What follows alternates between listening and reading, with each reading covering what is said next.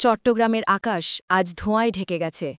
আগুনের লেলিহান শিখা যেন গিলে নিচ্ছে পুরো এক কারখানাকে। আজ বৃহস্পতিবার ১৬ অক্টোবর ২০২৫ সাল দুপুর ২টা ১০ মিনিটের দিকে চট্টগ্রাম এক্সপোর্ট প্রসেসিং জোন সিইপিজেডের লিংক রোড এলাকায় এক তোয়ালে প্রস্তুতকারক কারখানায় ছড়িয়ে পড়ে ভয়াবহ অগ্নিকাণ্ড। চোখের পলকে আগুন ছড়িয়ে পড়ে ভবনের একতলা থেকে ৭ তলায়। দাউ দাউ শিখায় মুহূর্তেই গ্রাস করে নেয় পুরো কারখানাটি। চারপাশে শুধু আগুনের লেলিহান শিখা, ধোয়ার কালো মেঘ আর আতঙ্কে ছুটে চলা শত শত শ্রমিক। ফায়ার সার্ভিসের ১৪ থেকে ১৯টি ইউনিট ঘটনাস্থলে পৌঁছে আগুন নিয়ন্ত্রণে কাজ করছে।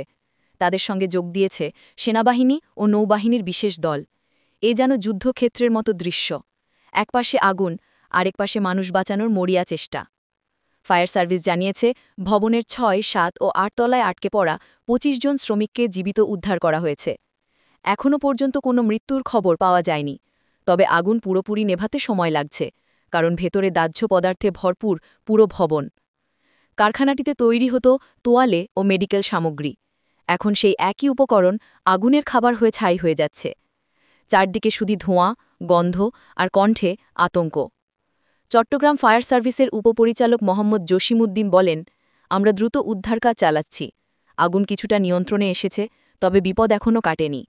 অন্যদিকে সিইপিজেডের নির্বাহী পরিচালক জানান, ক্ষতির পরিমাণ ভয়াবহ হতে পারে। এই অগ্নিকাণ্ড আবারও এক ভয়াবহ প্রশ্ন ছুড়ে দিয়েছে, বাংলাদেশের শিল্প কারখানায় নিরাপত্তা ব্যবস্থা আসলেই কতটা কার্যকর।